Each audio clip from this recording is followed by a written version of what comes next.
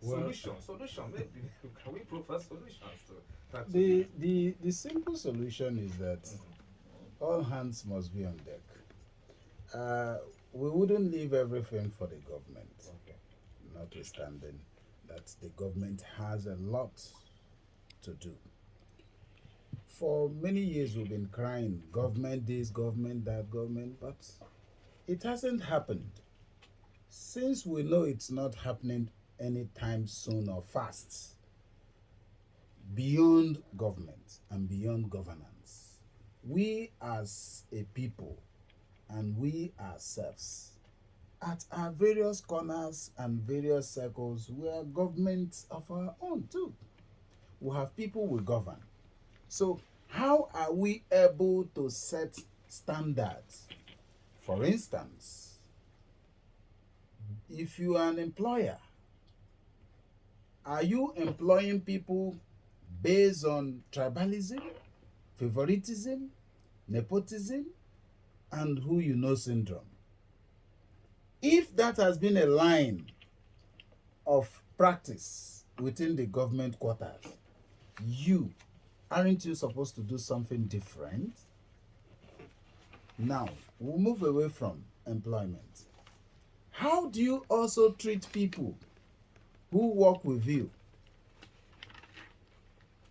Mama was talking about you took an oath. Every organization have what we call core values. Your core values are derived from the activities, behaviors, philosophical ideologies, and practice of the individual leadership of every organization. So if you have a leader who does not believe or have a standard, it means that is the same way that organization and the staff therein will behave.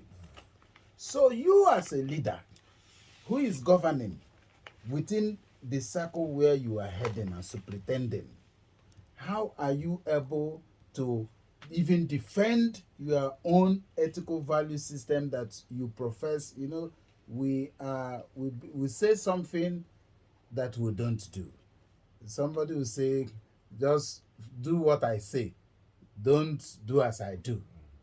You understand? So we holistically addressing it from the individual perspective of you being a leader in your own right or in your own circle, how you are able to behave, how you are able to treat people around you matters. Then we also look at the various sectors. For instance, you come to private sectors where employment, where they have taken advantage of this unemployment saga.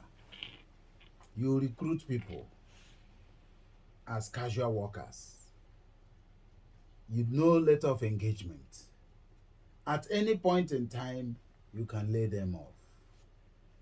And especially going to banking sectors and some of these marketers and all marketing firms, and they use a lot of our young girls, expose them to unnecessary risk, and giving them targets that is unimaginable. And at the end of the day, they use their body in an exchange just to meet up with targets. And tomorrow you say it's the president. Tomorrow you say it's the governor. You haven't done your own part. You cannot be enslaving our young girls, exposing them to hazards, and we'll keep blaming the government. So how are you treating, and each time they don't meet up with some of these targets, they are laid off. And the point again is that even the government that should superintend hasn't been able to set up mechanisms to ensure monitoring, what we call the monitoring and evaluation mechanism.